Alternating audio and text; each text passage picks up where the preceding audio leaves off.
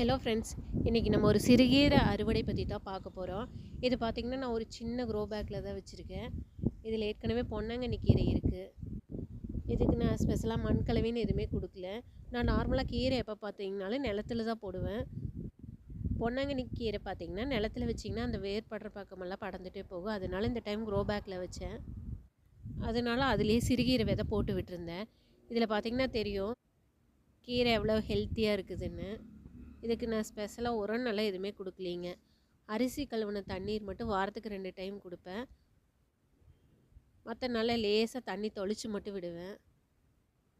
புளிச்ச மாவு இருந்ததுன்னா வாரத்தில் ஒரு டைம் தண்ணியில் கலந்து லேசாக தொளிச்சு விடுவேங்க.